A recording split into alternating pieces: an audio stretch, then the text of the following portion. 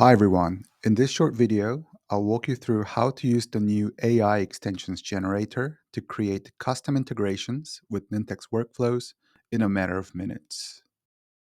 Inside the Extensions tab, when you hit Create, you'll now see an option to start with AI. Once you go inside, all you need to do is describe which service you want to connect to and what action you want it to perform. In this example, I will connect to the OpenWeatherMap API to get weather information based on city and country name.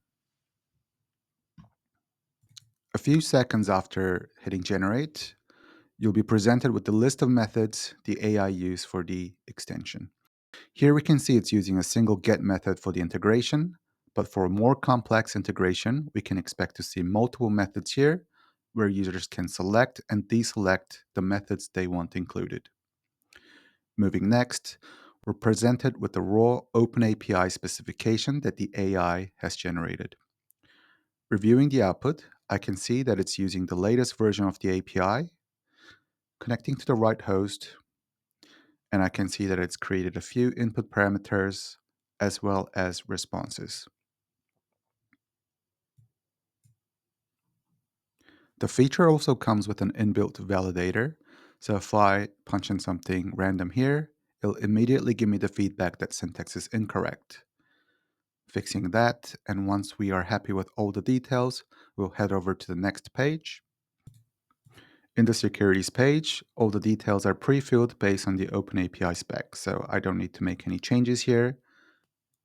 Moving next, in the publish page, we can see that the name and description fields are pre-filled by AI based on the context that we've provided.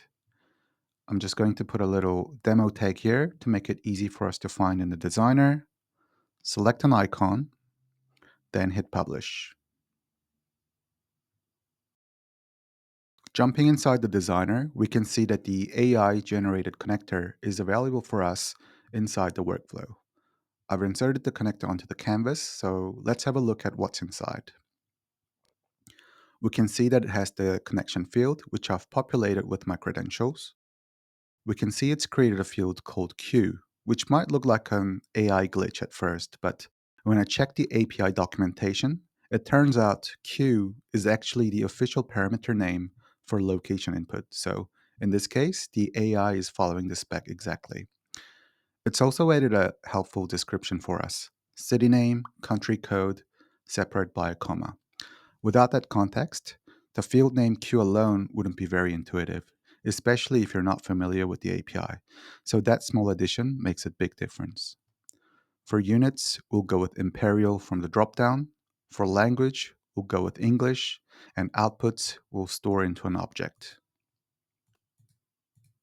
To test the results, I've handpicked a few variables to look at here, including country, city, and a few temperature measures. We'll go over to the workflow testing to see the results.